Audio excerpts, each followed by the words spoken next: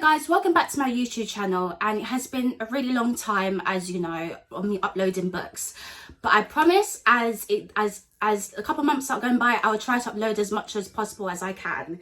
So today we're going to be doing another book that I really love and which I'm really excited to talk about, another fantasy series called The Dragonfall by Ella Lam, and I'm really excited to be reviewing this book. This book was quite an intensive read.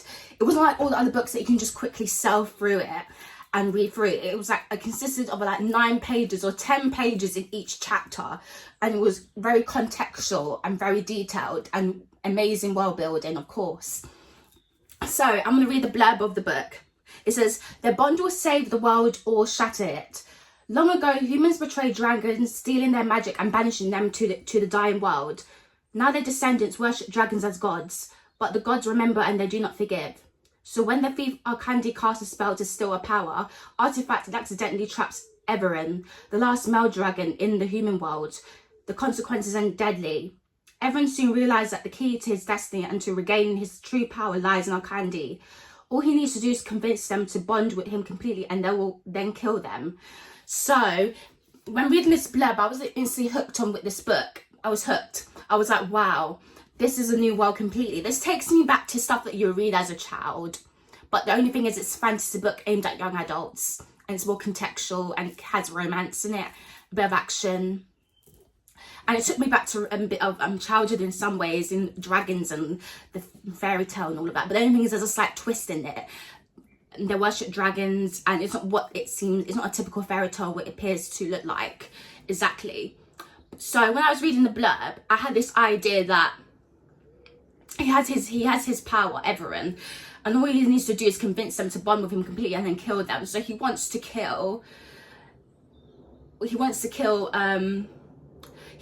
the people in Arkandi, not Arkandi, but the dragons, of course, because you have to remember, humans now worship dragons, and that's just how it is in the world. But I can see what the author's trying to do. Like, she introduces the novel, she introduces the characters in the beginning, but then she wants us to understand the whole world altogether. So you get a sense of the language, the humans, what they believe in, and the contextual side behind the novel when you read the novel and things like that, which I find very interesting.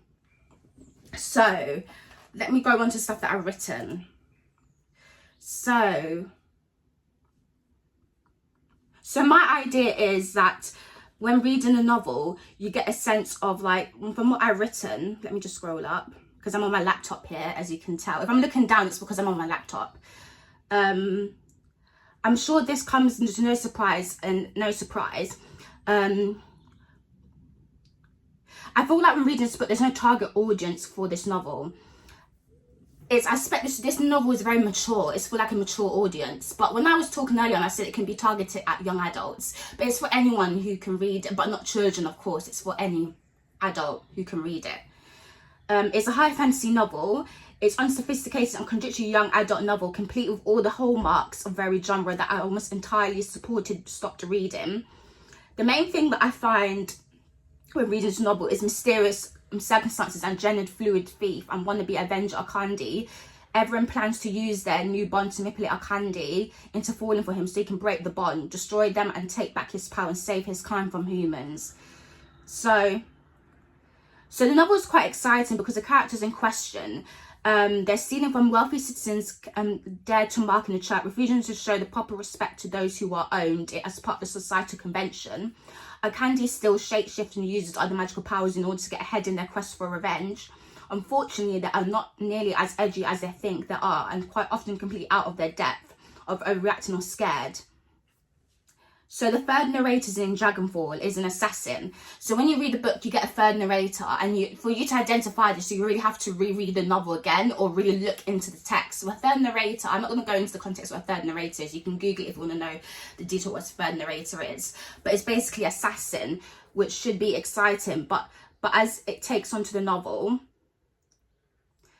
it was sort of a bit of like, you can say it's a bit laughable, but this novel is not comical. This novel is aimed at being quite serious. Some people reading this novel, they will find it quite laughable. There's a slight humour in the novel, and there's also a sense of seriousness when reading it as well.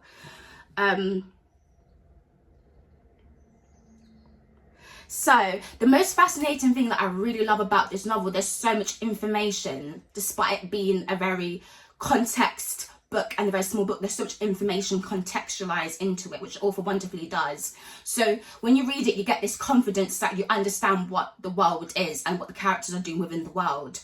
And I always love books when I love about some writers when they make it very detailed, because you get to really understand what the novel is about. So when reading it, I find they use a special thing called sign language, and it's to convey respect, and when suitable also to denote preferred pronouns and gender identity introductions.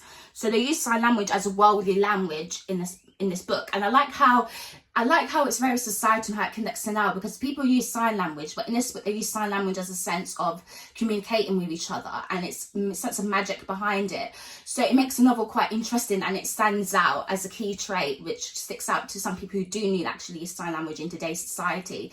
It makes us think that, oh, in this novel they're celebrating differences and people's unique power.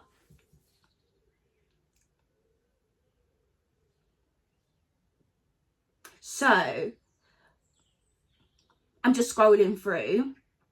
So when reading the novel, I also find that when reading the novel, they have their own language as well, not sign language, but their own language that they speak, which is really good. And when writing a fantasy novel, you always have to have a really deep contextual world building, and the author does it wonderfully well. She enables the world to have a deep contextual building, because you have to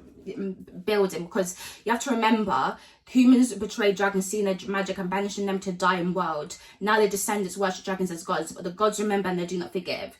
So it's a typical fantasy novel with its own beliefs, its own morals, and its own characters. So you get the sense of like what the whole world is about, and the author does it wonderfully well. Like in the beginning you get a picture of like a landscape of the story, like a map. So you see it's wonderfully well built. And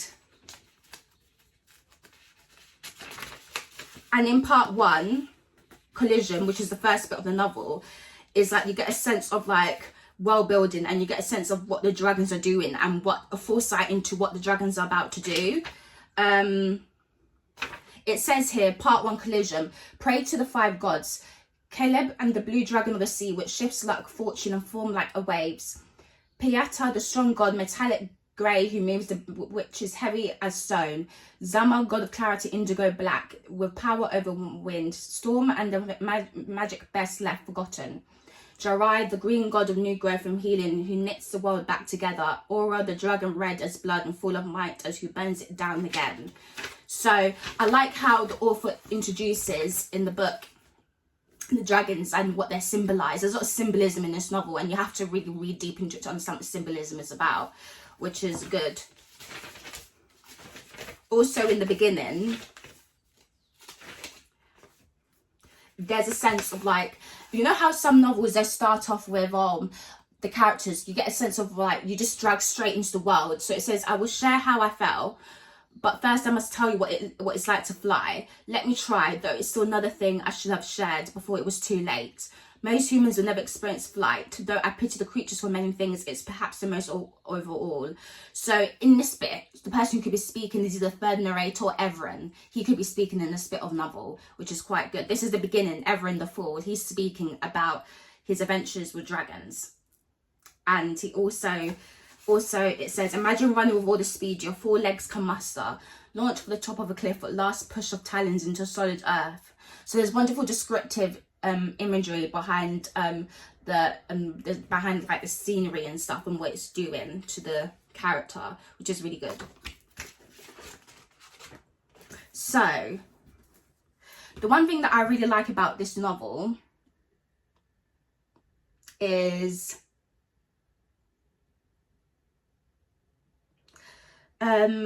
So the one thing good about this novel, it's spoken in Old Tongue, and that's what the languages speak in the world of this book, and that's what I really like about this book in particular. I'm not going to say the Old Tongue because when reading it, it's quite hard to say it, but you come across it a lot when reading a novel.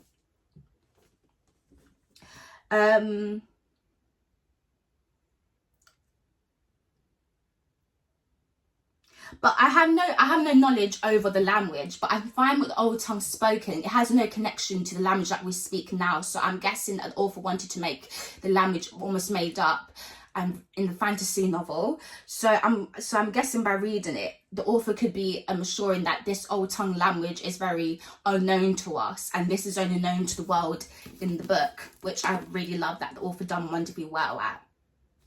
The author done wonderfully well at introducing Old Tongue into the book and the characters and everything. But you have to know until you start reading this book. But I suggest this is not a book to rush through. This is a book to take your time on and actually read and understand the world, which the author really wants us to do. So I suggest you read it, take your time to really understand the world, and even if you don't understand it, read it again.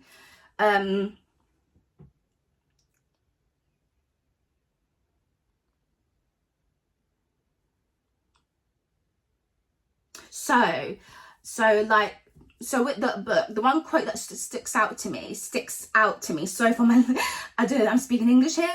I'm speaking some other language. I had been the golden sun, the hope of all dragons, but the opposite hope is despair.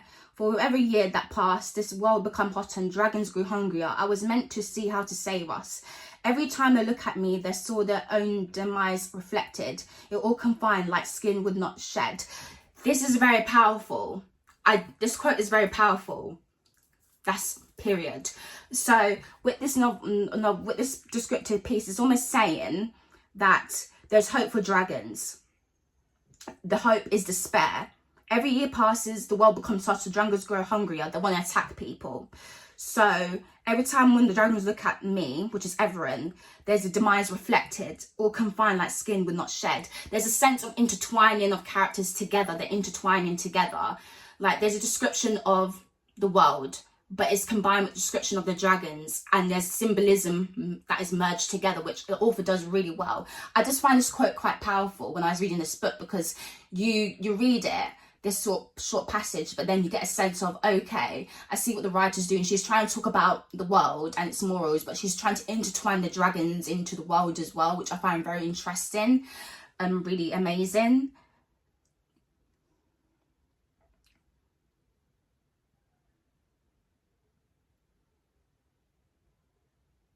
Yeah, but the one critical point I can have about this novel, and you probably won't agree with me on this, is that at times,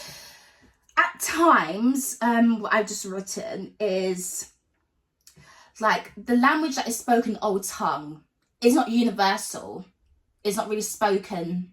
There's no similarity between the language spoken, different languages now, and languages in the novel. It's very unique.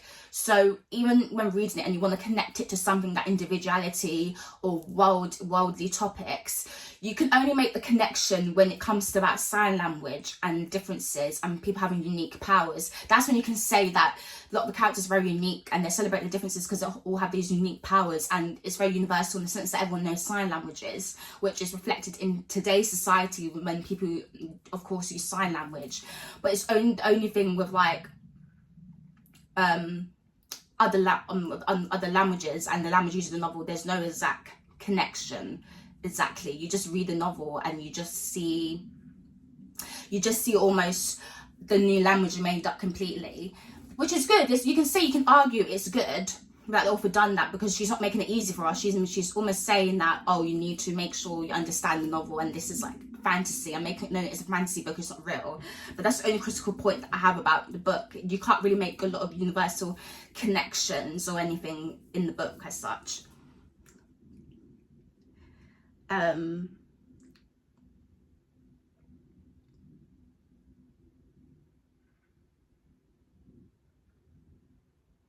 So I was thinking another critical thing I was going to say, that the book in my opinion is not very compelling. There's so much in the book that there's not time for it to expand. And what I mean by that, there's not time for the novel to, like, for the reader to really immerse herself into the world. But I get what the author is doing. She's trying to include everything so we can understand what it's about. But I get a sense that there's not enough time for us to really understand the world. But there's other installments to the book as well if you want to understand. But I just wish that the character made time for Everin to have his time to speak, then speaking third narrator.